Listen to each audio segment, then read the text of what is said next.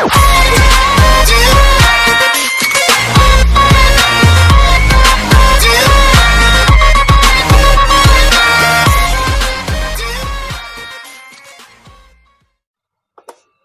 عليكم ورحمة الله مشاهدينا ومتابعينا على قناتنا على اليوتيوب سمارت تك.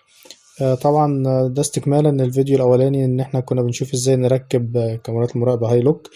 فيديو النهاردة بتاعنا هنشرح فيه كل اعدادات جهاز الدي في ار الهاي لوك، من حيث ان احنا ازاي نظبط اليوزر نيم والباسورد بتوعه لاول مرة، ازاي نفرمت الهارد، ازاي نظبط التاريخ والوقت، ازاي نقدم ونرجع الفيديوهات، وازاي نسحب فيديو على فلاشة من الدي في ار او من على الهارد بتاعنا، وكل الاعدادات اللي احنا محتاجينها على الهاي لوك هنشوفها معانا على الفيديو ده.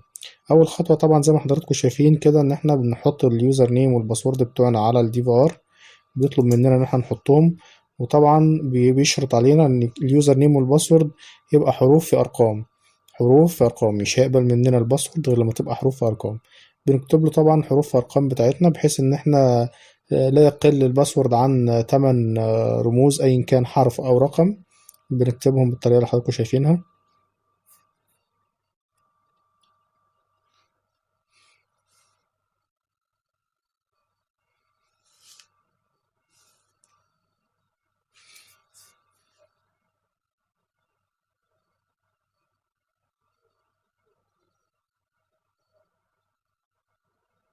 بعد ما كتبنا الباسورد بتاعنا في الثلاث خانات زي بعض بالظبط نبدأ نديله اوكي.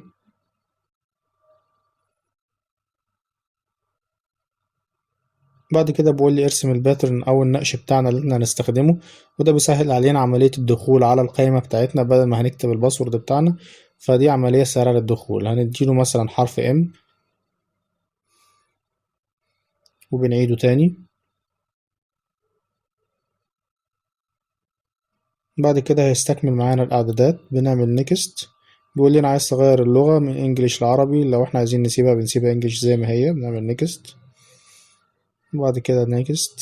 بعد كده بنخش على مرحلة تغيير التاريخ والوقت، بنظبط من هنا الوقت بتاعنا، نشوف الساعة كام ونظبطها بالظبط.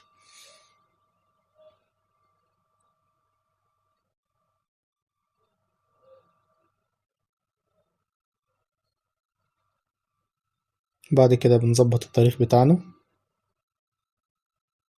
نعمل نيكست ونيكست نيكست نيكست نيكست. بعد كده المرحلة دي اللي هي مرحلة فرمطة الهارد، بنعلم على المربع اللي على الشمال ده، نضغط انت وبعد كده اوكي، وبنسيبه لحد ما بيخلص الفورمات بتاعه، لان هو لازم يهيئ الهارد لأول مرة. طبعا الدي في ار الهاي لوك لما نبدأ تشغيله بتلاقي فيه صفارة معاك في الأول كده، دي ما تقلقش منها، دي معناها إن الهارد بتاعك مش متفرمط أو مش متهيأ إن هو يشتغل على الدي في ار. بعد خطوة الفرمطة اللي احنا بنعملها دي الصفارة بتسكت تماما. خلاص بعد ما خلصنا فورمات بنعمل نيكست نيكست. يبقى احنا كده خلصنا الإعدادات الأولية لجهاز الدي في ار. بعد ما خلصنا الإعدادات الأولية للدي في ار هنخش على المرحلة اللي بعد كده، وهنتعلم فيها ازاي ان احنا نوسع كاميرا على شاشة معينة، او ان احنا نصغر او نعمل زوم والكلام ده شكل الكاميرا طبعا بعد ما اشتغلت ما شاء الله عليها، جودتها محترمة جدا وظاهر نمر العربيات. طبعا انا مصور بالموبايل على الشاشة ففي فقد كبير اوي في الصورة، لكن على الطبيعة بتبقى افضل من كده. نخش على الحالة اللي بعد كده وهي ازاي ان احنا بنعمل بلاي باك. كليك يمين نختار بلاي باك من القايمة، وبعد كده بنرسم النقش بتاعنا اللي احنا اخترناه قبل كده. دخلنا على القايمة زي ما حضراتكم شايفين، من على اليمين كده فوق هتلاقي فيه الكاميرات، بنختار الكاميرا اللي احنا عايزين نسترجع الفيديو بتاعها، بنختار مثلا رقم 1 نشيل علامة رقم 2 أو العكس، بحيث الكاميرا تبقى واخدة الشاشة كلها. وعندنا من تحت من هنا على اليمين هتلاقي فيه الكالندر أو النتيجة بتاعتنا، بنختار منها اليوم اللي احنا عايزين نسترجع فيه. وتحت عندك من على الشمال من أول صفر اللي هو 12 نص الليل بتنتهي معانا لحد 24 ساعة.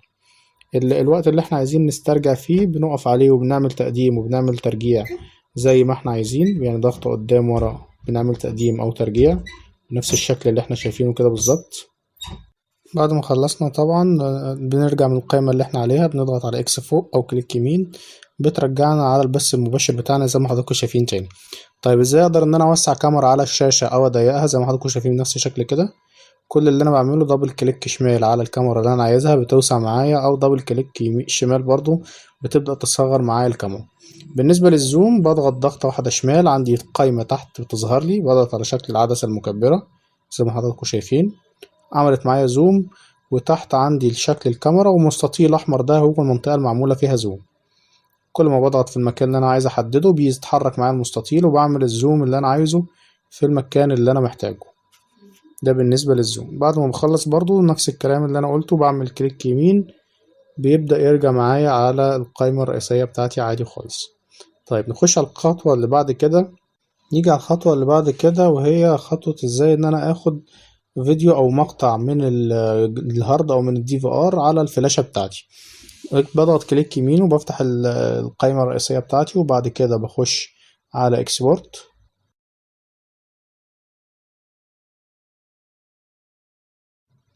ومن قائمة اكسبورت عندي فوق بختار من القائمة اللي فوق الكاميرا اللي انا محتاجها من 1 لحد 4. وتحت عندي من اول بحب احدد له اليوم اللي انا هاخد منه المقطع. عندي ستارت تايم واند تايم، بقول له مثلا ستارت تايم يوم 10/12، اند تايم 10/12. يعني انا محتاج اليوم اللي انا هاخد منه المقطع يوم 10/12. وعلى اليمين عندي اهو الساعة بتاعتي ببدأ أحدد له مثلا من 3 إلى 3 و5، من 4 إلى 4 و10، أيا كان المقطع بتاعي هيكون في الوقت اللي أنا عايزه هيبقى إيه. بحط الفلاشة بتاعتي طبعا في الدي في ار، بتبدأ تظهر معايا، بعلم عليها وأحدد له مثلا صيغة الفيديو اللي أنا عايزها اي في اي، وببدأ أديله سيرش بينزل لي المقطع، وبعد كده أديله أوكي هيبدأ يحمله معايا على الفلاشة. نبدأ نرجع تاني كليك يمين، نخش على الخطوة اللي بعد كده، وهو ازاي ان احنا نفرمت الهارد من قائمة اتش دي دي اللي هي الهارد ديسك. ببدأ اروح على المربع اللي فوق على الشمال، بعلم عليه وانزل تحت على كلمة انت وبقول له اوكي. لما بعد ما بضغط عليها بيطلع لي رسالة، بعمل اوكي تأكيد، بيبدأ يفرمت لي الهارد او يمسحهولي. دي كانت اعداداتنا للنهاردة عن طريقة ازاي ان احنا نظبط كل اعدادات جهاز الدي في ار الهاي لوك، من ناحية الاعدادات الاولية لأول مرة نشغل فيها الدي في ار، وبعد كده اتعرفنا ازاي ان احنا نكبر كاميرا او نصغرها على الشاشة، ازاي ان احنا نعمل زوم، ازاي ان احنا نسترجع الفيديوهات، ازاي ان احنا ناخد مقطع معين على فلاشة، وازاي ان احنا نعمل فورمات للهارد او نمسح كل الداتا اللي عليه. الفيديو اللي جاي ان شاء الله هنعرف ازاي طريقة نشغل الدي في ار على الموبايل، او نشغل الكاميرات على الموبايل بتاعنا. هنقول وهنتكلم عن الابليكيشن المناسب للهاي لوك، وهنشوف ازاي ان احنا نسطبه ونسحب الكود بتاعه ونعمل اكونت او نعمل عضوية على الاي كلاود بتاع الدي في ار. وهيبقى ان شاء الله الشرح مبسط. تابعونا، هنسيب الديسكريبشن تحت في الفيديو بعد ما نخلصه بإذن الله. وطبعا ما تنسوش تعملوا سبسكرايب وتفعلوا زر الجرس ولايك وشير كتير، علشان الكلام ده بيدعمنا جدا. والسلام عليكم ورحمة الله.